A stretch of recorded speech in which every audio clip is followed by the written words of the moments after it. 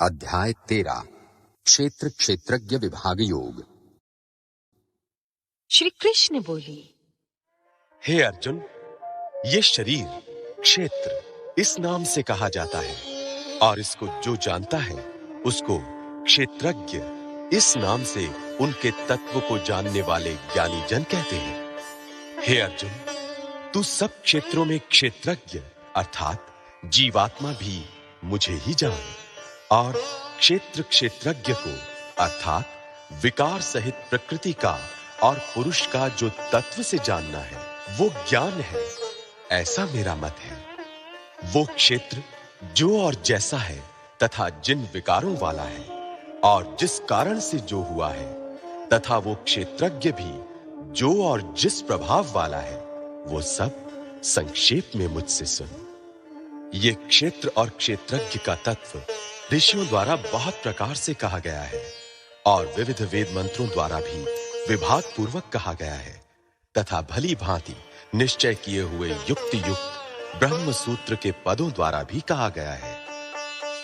5 महाभूत अहंकार, बुद्धि और मूल प्रकृति भी तथा 10 इंद्रियां, 1 मन और 5 इंद्रियों के विषय अर्थात शब्द, स्पर्श, रूप, रस और गंध तथा इच्छा, द्वेष, सुख, दुख, स्थूल देह का पिंड, चेतना और धृति, इस प्रकार विकारों के सहित ये क्षेत्र संक्षेप में कहा गया। श्रेष्ठता के अभिमान का अभाव, दंभाचरण का अभाव, किसी भी प्राणी को किसी प्रकार भी न सताना, क्षमा भाव, मन वाणी आदि की सरलता, श्रद्धा भक्ति सहित गुरु की सेवा, बाहर भीतर की शुद्धि, अंतःकरण की स्थिरता और मन इंद्रियों सहित शरीर का निग्रह, इस लोक और परलोक के संपूर्ण भोगों में आसक्ति का अभाव और अहंकार का भी अभाव, जन्म, मृत्यु, जरा और रोग आदि में दुख और दोषों का बार बार विचार करना, पुत्र, स्त्री, घर और धन आदि में आसक्ति का अभाव, ममता का न होना तथा प्रिय और अप्रिय की प्राप्ति में सदा ही चित्त का सम रहना, मुझ परमेश्वर में अनन्य योग के द्वारा अव्यभिचारिणी भक्ति तथा एकांत और शुद्ध देश में रहने का स्वभाव और विषयासक्त मनुष्यों के समुदाय में प्रेम का न होना, अध्यात्म ज्ञान में नित्य स्थिति और तत्व ज्ञान के अर्थ रूप परमात्मा को ही देखना, ये सब ज्ञान है और जो इससे विपरीत है वो अज्ञान है, ऐसा कहा है। जो जानने योग्य है तथा जिसको जानकर मनुष्य परमानंद को प्राप्त होता है उसको भली भांति कहूंगा। वो अनादि वाला परब्रह्म न सत ही कहा जाता है न असत ही। वो सब और हाथ पैर वाला, सब और नेत्र, सिर और मुख वाला तथा सब और कान वाला है, क्योंकि वो संसार में सबको व्याप्त करके स्थित है। वो संपूर्ण इंद्रियों के विषयों को जानने वाला है, परंतु वास्तव में सब इंद्रियों से रहित है तथा आसक्ति रहित होने पर भी सबका धारण पोषण करने वाला और निर्गुण होने पर भी गुणों को भोगने वाला है। वो चराचर सब भूतों के बाहर भीतर परिपूर्ण है और चर अचर भी वही है और वो सूक्ष्म होने से अविज्ञेय है तथा अति समीप में और दूर में भी स्थित वही है। वो परमात्मा विभाग रहित एक रूप से आकाश के सदृश परिपूर्ण होने पर भी चराचर संपूर्ण भूतों में विभक्त सा स्थित प्रतीत होता है तथा वो जानने योग्य परमात्मा विष्णु रूपों से भूतों को धारण पोषण करने वाला और रुद्र रूप से संहार करने वाला तथा ब्रह्मा रूप से सबको उत्पन्न करने वाला है। वो परब्रह्म ज्योतियों का भी ज्योति एवं माया से अत्यंत परे कहा जाता है। वो परमात्मा बोध स्वरूप, जानने के योग्य एवं तत्व ज्ञान से प्राप्त करने योग्य है और सबके हृदय में विशेष रूप से स्थित है। इस प्रकार क्षेत्र तथा ज्ञान और जानने योग्य परमात्मा का स्वरूप संक्षेप से कहा गया। मेरा भक्त इसको तत्व से जानकर मेरे स्वरूप को प्राप्त होता है। प्रकृति और पुरुष, इन दोनों को ही तू अनादि जान और राग द्वेष आदि विकारों को तथा त्रिगुणात्मक संपूर्ण पदार्थों को भी प्रकृति से ही उत्पन्न जान। कार्य और करण को उत्पन्न करने में हेतु प्रकृति कही जाती है और जीवात्मा सुख दुखों के भोक्तापन में अर्थात भोगने में हेतु कहा जाता है। प्रकृति में स्थित ही पुरुष प्रकृति से उत्पन्न त्रिगुणात्मक पदार्थों को भोगता है और इन गुणों का संग ही इस जीवात्मा के अच्छी बुरी योनियों में जन्म लेने का कारण है।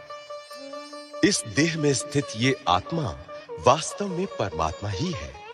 वही साक्षी होने से उपदृष्टा और यथार्थ सम्मति देने वाला होने से अनुमंता, सबका धारण पोषण करने वाला होने से भर्ता, जीव रूप से भोक्ता, ब्रह्मा आदि का भी स्वामी होने से महेश्वर और शुद्ध सच्चिदानंद घन होने से परमात्मा, ऐसा कहा गया है। इस प्रकार पुरुष को और गुणों के सहित प्रकृति को जो मनुष्य तत्व से जानता है, वो सब प्रकार से कर्तव्य कर्म करता हुआ भी फिर नहीं जन्मता।